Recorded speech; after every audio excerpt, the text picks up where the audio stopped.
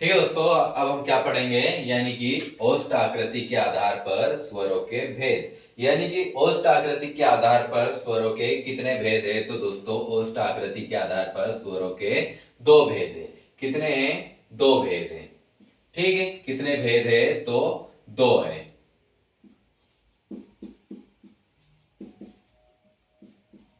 कितने भेद है? दो। ठीक है, अब ये दो भेद कौन कौन से होते हैं? तो पहला आएगा दोस्तों, पहला आएगा यानी कि वृत्ताकार स्वर। कौन सा आएगा? वृत्ताकार, वृत्ताकार स्वर, या इन्हें क्या बोलते हैं? व्रतमुखी। क्या बोलते हैं? व्रतमुखी स्वर। ठीक है, और दूसरा होता है यानी कि अवृत्ताकार स्वर। कौन सा आएगा? अवृत्ताकार, अवृत्ताकार या फिर अवृतमुखी स्वर। अवृतमुखी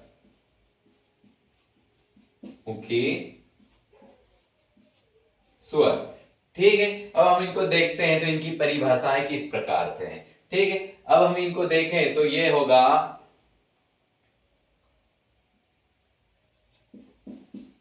जिन स्वरों को,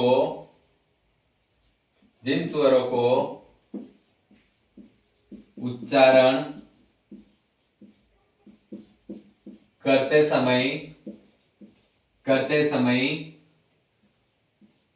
होठों का, होठों का आकार गोल हो जाता है, गोल हो जाता है, वह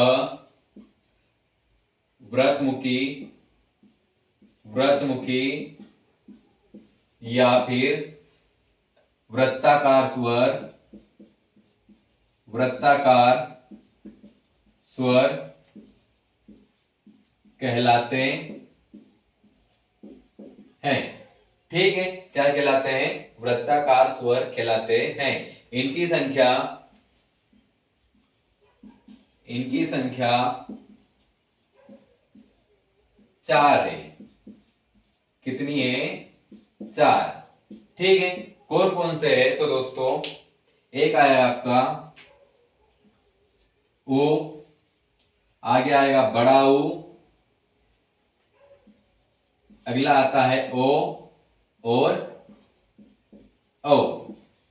ठीक है दोस्तों, ये चार क्या हो गए? वृत्ताकार स्वर। यानी कि आप इन स्वरों का उच्चारण करोगे तो होठों का आकार कैसे हो जाएगा? गोल हो जाएगा। ठीक है, इसलिए इनको क्या कहते हैं? वृत्ताकार स्वर। और इनकी संख्या कितनी होती है? चार होती है। ठीक, अब हम देखते हैं अवृत्ताकार स्वर। तो इस परिभाषा, इसकी परिभाषा का क्या हो जाएगा? विपरीत हो जाएगा। ठीक है, जिन स्वरों का, जिन स्वरों का उच्चारण करते समय, करते समय होठों का आकार, होठों का आकार, होठों का आकार गोल नहीं होता है,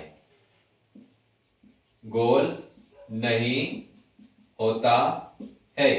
अवृत्ताकार स्वर, अवृत्ताकार या अव्रतमुखी,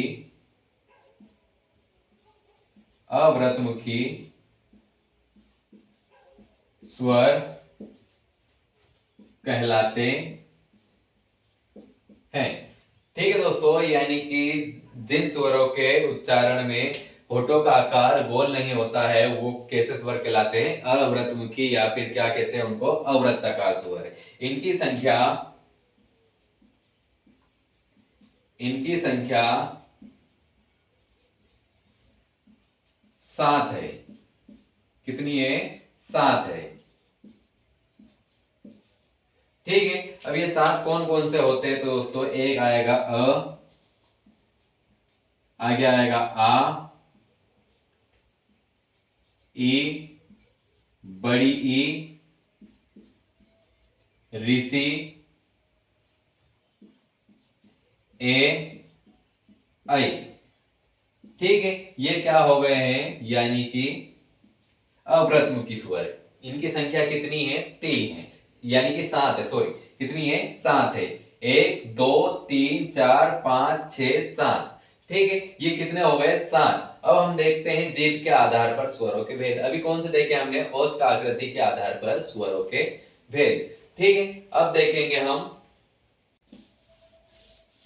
3 भेदों की बात करें तो 3 भेद कौन कौन से आएंगे। ठीक है, अगर हम 3 भेदों की बात करें तो 3 भेद कौन कौन से आएंगे।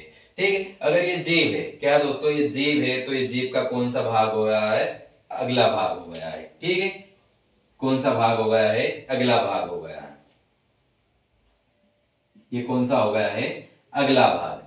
अब अगर ये देखें तो ये कौन सा हो गया है, बीच वाला, यानी कि कौन सा हो गया, मध्य भाग। और ये कौन सा हो गया है, यानी कि सबसे पिछला भाग, यानी क्या बोलेंगे इसको, पश्च। ठीक है, इसे क्या बोलेंगे हम, यानी कि अग्र स्वर। क्या बोलेंगे, अग्र स्वर। ठीक है, अब ये बीच वाले भाग को क्या बोलेंगे, तो इसे बोलेंगे हम मध्य स्वर। क्या बोलेंगे, मध्य स्वर। और लास्ट वाले भाग को क्या बोलेंगे दोस्तों, हम पश्च स्वर। क्या बोलेंगे, पश्च स्वर। ठीक है, अगर हम देखें तो अग्र स्वरों की संख्या कितनी है, तो अग्र स्वरों की संख्या कितनी है, 4 है। मध्य स्वरों की बात करें तो मध्य स्वरों की संख्या 1 है। और पश्च स्वर कितने होते हैं, तो दोस्तों ये होते हैं 5। ठीक है, अब हम देखते हैं ये कौन कौन से होते हैं। तो ये होता है, एक तो ई आएगा, छोटी ई, फिर आता है बड़ी ई, उसके बाद आता है ए, और फिर आता है आई।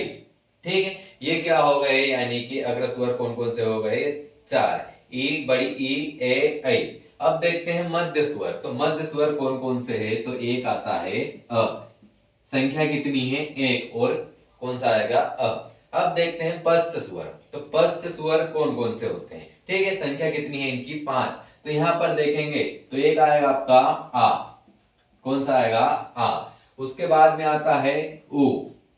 ठीक है, क्या आएगा, उ। और उसके बाद आता है बड़ा उ। क्या आएगा, बड़ा उ। ठीक, फिर उसके बाद अगर हम देखते हैं तो क्या आएगा, ओ। क्या आएगा, ओ। और फिर आता है आखिरी आपका ओ, यानी कि औ।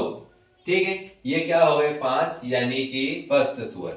ठीक है, अगर हम इनकी परिभाषाएं देखें तो इनकी परिभाषा क्या होती दोस्तों, यानी कि अगर हम देखते हैं अग्र स्वर की, तो अग्र स्वरों की परिभाषा क्या है, वे स्वर जिनके उच्चारण में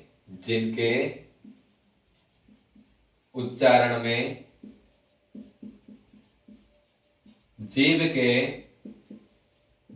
के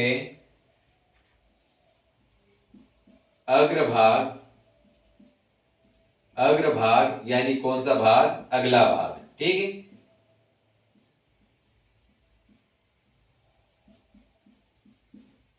अग्रभाग पर अत्यधिक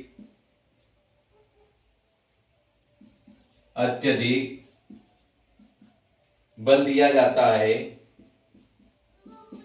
बल दिया जाता है अग्र स्वर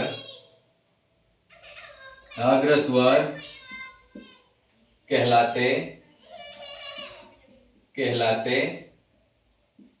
हैं। ठीक है, इनकी संख्या कितनी है, तो 4 है। ठीक है दोस्तों, अब हम चलते हैं आगे। तो मध्य स्वर की परिभाषा देखते हैं। तो वे स्वर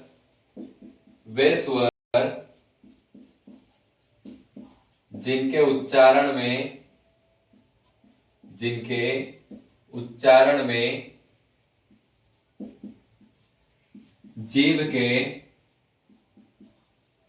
जीभ के मध्य भाग पर अत्यधिक बल दिया जाता है वह मध्य स्वर कहलाते हैं। ठीक है, ये क्या हो गई मध्य स्वर की परिभाषा। अगर हम देखते हैं अब पश्च स्वर की परिभाषा, तो पश्च स्वर की परिभाषा क्या होती दोस्तों, वे स्वर जिनके उच्चारण में जीभ के सबसे पिछले भाग पर अत्यधिक बल दिया जाता है, अत्यधिक बल दिया जाता है, वह पश्च स्वर कहलाते हैं। ठीक है, यानी कि ये क्या हो गई इनकी तीनों की परिभाषा। ठीक है दोस्तों, यानी कि अग्र स्वर कौन से होते, तो वे स्वर जिनके उच्चारण में जीभ के अगले भाग पर अत्यधिक बल दिया जाता है, वो स्वर कौन से कहलाते हैं, अग्र स्वर कहलाते हैं।